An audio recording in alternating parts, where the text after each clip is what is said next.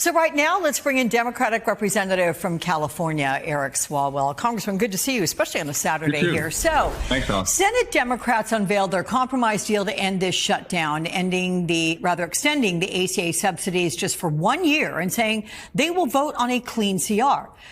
You heard me talking to Kevin, and you know the Republicans very quickly shot that down, repeating Obamacare tax credits are a non-starter. But with the Senate in session right now, could we see a weekend miracle? That'd be great. That'd be great for the federal workers who are showing up and not getting paid. It'd be great for the millions of Americans who are looking at these eye-popping insurance rates they're going to be paying next year that are 300 to 400% more. And I have to tell you, it'd be great for the TSA agents who you typically don't notice when you go through the metal detector. You just don't want your belt or your bag to set off, an alarm. They're usually viewed as an inconvenience, although they do a really important job. And now I and many others I've noticed in line are just whispering to them, thank you, because I don't know anyone, Alex, who would work without pay for 42 days. But to these folks, there's something more important than money. It's our safety. But for Republicans, what I'm seeing is that the most important thing to them is to protect the president from these Epstein files, which is largely driving the House from coming back. And so it's quite concerning. But if you see a TSA agent at the airport today, please just say thank you. Yeah. These folks are working without pay, and they're doing a critically important job. Yeah, I made my way through LAX about a week ago, and let me tell you, I was thanking him just like you are. So let's talk about this ruling that we got with the Supreme Court last night, which is allowing the Trump administration to temporarily prevent full SNAP benefits from being paid out for November, while another court makes a determination soon about it.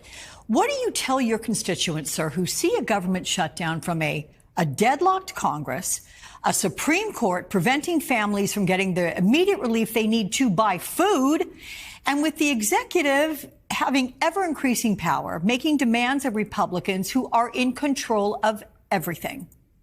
The president has the power and the money to feed hungry Americans. But let's be honest here, Alex. It's easy for people with food to debate about helping people without food. But those people are going hungry now, every day, every night. And they're not waking up to breakfast, but what they're waking up to is a government that is shut down, largely because Republicans don't care if your insurance premiums go up 300%, but are really concerned about protecting Donald Trump from the Epstein files. They've chosen the files. I'm choosing the friggin' food. And that's what most Americans are choosing. And so Republicans should get back to work on the House side. And if they don't want to work, we should put Mike Johnson's job on LinkedIn. He's not showing up. People probably don't remember what he looks like. We've not been in session for 50 days, Alex. That's longer than a summer August recess. And so it's time for us to get back to work and end this shutdown. Yeah. So the word of this week seems to be affordability. I mean, even your colleague, Georgia Congresswoman Marjorie Taylor Greene, is pushing back against Trump's claims that prices are going down. New York City Mayor-elect Mamdani won largely on this issue. Should affordability be the Democrats' platform heading into the midterms? I mean, is this issue resonating most with your constituents? And is it another way of phrasing that classic 1992 Clinton campaign winning mantra, it's the economy, stupid? Yes. And I would call the mantra, it costs too much.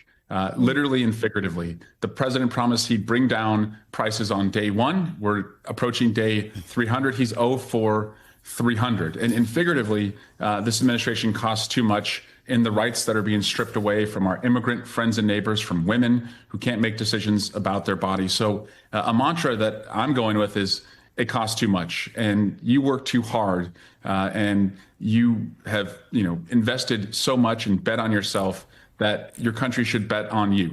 Bet on your job wages going up, your costs coming down, bet on your kids' future, bet on your kids' safety, bet on you doing better and dreaming bigger because of your hard work. And so that message resonated in Virginia, it resonated in New Jersey, in California, from basically Manhattan to Manhattan Beach.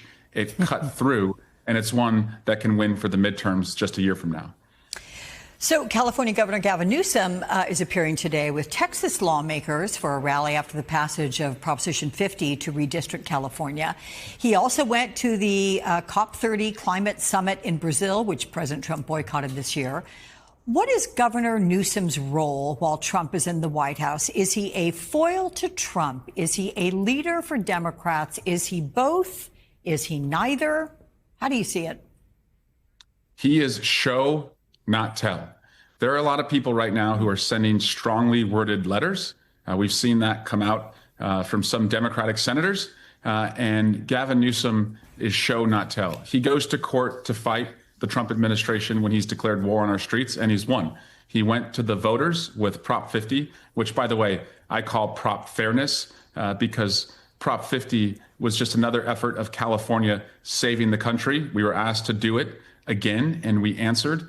And so Gavin Newsom is stepping up and showing that we can either be on our heels and see the most vulnerable in our communities on their heels, or we can have the Trump administration on theirs. And you guys have awakened up our immune system. We're dealing with an invasive species by the name of Donald Trump.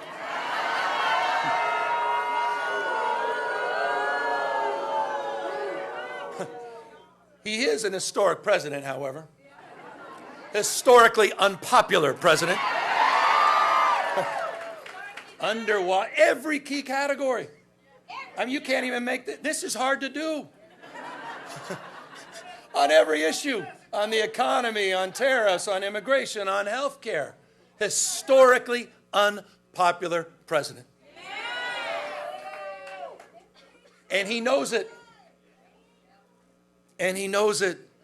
Why else? Why else did he make that call to your governor? Why else did he feel the need to rig the election before even one vote was cast? That's just weakness. Weakness masquerading as strength. That's Donald Trump. And he had a very bad night on Tuesday. Flights available. I am absolutely crashing out over the fact that I have to change my flight, or else I do not know if I'm going to get home. Food pantries are so overwhelmed tonight. There's so much demand and not enough supply. With the government being shut down and my husband not being paid. We're going to have double the families, but the donations are down across the board because of uncertainty. I went to the food bank for the first time ever. I feel like a failure because I can't feed all my children. We're back with our guest, Jason. That's how it's playing out while Democrats are telling the government and really the public if the new offer is if you'll just do a year of health care and we can deal with the debate later, we can reopen everything. Your view? I mean, from a messaging standpoint, as cold as that may sound, it's a brilliant move by Chuck Schumer, and I don't think anyone has uttered that sentence in months. I mean, this puts this squarely on the shoulders of the Republican Party that they're not willing to reopen the government just to fund health care for a year. It's literally kicking the can down the road until the midterm elections. But all right, I think that the deeper issue is this. This kind of economic disruption isn't going to be magically solved, even if the government were to reopen next week. You've got people who are behind in bills. You've got people who are going to start getting eviction notices. You've got people who can't pay tuition. This is a crisis in the making and a crisis that's been ongoing by the Republican Party. The Democrats have a better idea. They have a better position, and Trump is leading his party to ruin. Michelle?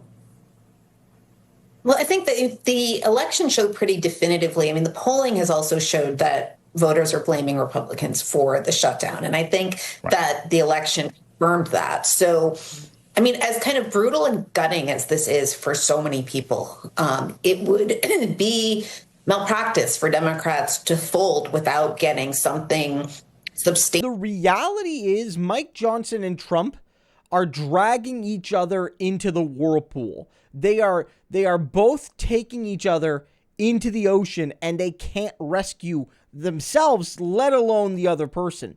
And it's because of the scandals that have built up, yes, but also the unique relationship they've created that screws both of them, right? And I'm going to explain what that means. But, you know, we talked about this. That they've created a scenario where people just don't trust them. They know that they are taking away food stamps. taking away your ability to catch a plane flight, firing you or your loved ones, or asking them to work for free. Also, they can give tax cuts to billionaires and hide the evil actions on that island. Like, that's what's happening. And honestly, there's no more nuance than that. There really isn't. It really is that simple. I know in politics you can boil things down, but then also have like a 2-hour version of like what the actual story is. In this case, no, that really is the story. I could talk about it for 2 hours, but it really is to protect sex freaks, billionaires, and to starve you. They're willing to do anything, right? But the thing is, they can't escape. A normal president-speaker relationship, they could escape. One of them at least.